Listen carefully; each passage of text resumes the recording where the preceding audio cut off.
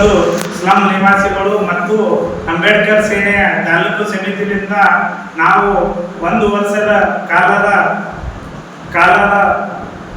ಹೋರಾಟ ಮಾಡುತ್ತಿದ್ದು ಇನ್ನೂವರೆಗೆ ಸುಧಾರಣೆ ಆಗಿಲ್ಲ ಅಂತ ನಮ್ಮ ಅನಿಸಿಕೆ ಇದೆ. ನಾನು ಅಂಬೇಡ್ಕರ್ ಸೇನೆಯ ತಾಲೂಕಾಧ್ಯಕ್ಷ ಗೋಪಾಲ್ ಕಟ್ಟಿಮನಿ ಹಾಗೂ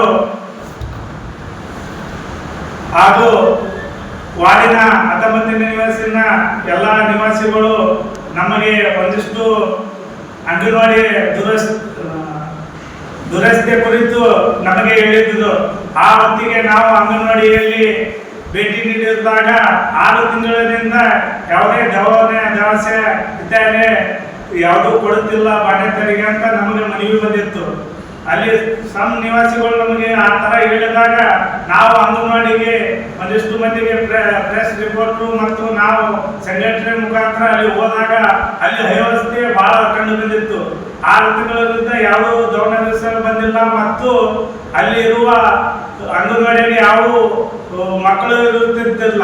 ಸರಿಯಾಗಿ ಸಮಯಕ್ಕೆ ಮತ್ತು ಅಂಗನವಾಡಿ ಕಾರ್ಯಕರ್ತೆ ಮತ್ತು ಸಹಾಯಕ್ಕೆ ಕೊಟ್ಟಿರಲಿಲ್ಲ. ಅವು ಎಲ್ಲ GPS ಮುಖಾಂತರ ಮಾನ್ಯ ಶಿವಮೂರ್ತಿ ಕುಮಾರ್ ಸಿಡಿಪಿ ಅವರಿಗೆ ನಾವು ವಾಟ್ಸಪ್ ಮುಖಾಂತರ ಹಾಕಿಬಿಟ್ವಿ. ಅಲ್ಲಿ ಹಾಕಿದ್ರೆ ಅಲ್ಲಿವರೆಗೂ CDP ಅವರು ಯಾವುದೇ ಕ್ರಮ ಜರುಗಿಸಿಲ್ಲ.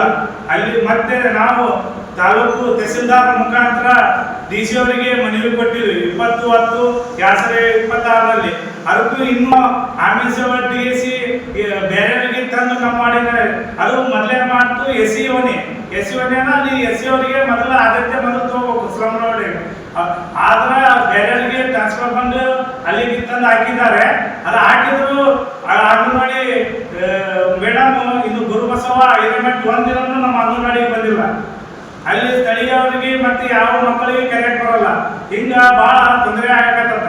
ಅದಕ್ಕಾಗಿ ನಮ್ದು ಬೇಡಿಕೆ ಏನು, ನಮ್ಮ ಅಂಗನವಾಡಿಯಲ್ಲಿ ಚಲೋ ರೀತಿ ನಡೀಬೇಕು, ಎಲ್ಲರಿಗೂ ಸಹಾಯ ಆಗ್ಬೇಕನ್ನೋದು ನಮ್ಮ ಇದು ಇಷ್ಟು ಪ್ರತ್ಯೇಕ ಮೂಲಕ ನಾವು ಕೊಡಕ್ಕೆ ಇಷ್ಟಪಡ್ತೀನಿ. ಈ ಅಂಗನವಾಡಿ ಸರಿಪಡಿಸ್ಬೇಕಂದ್ರೆ ನಾವು ಸೋಮವಾರ ಉಗ್ರವಾದ ಹೋರಾಟ ಮಾಡ್ತೀವಂತ ಈ ಮೂಲಕ ಎಚ್ಚರಿಕೆ ನೀಡುತ್ತೇವೆ.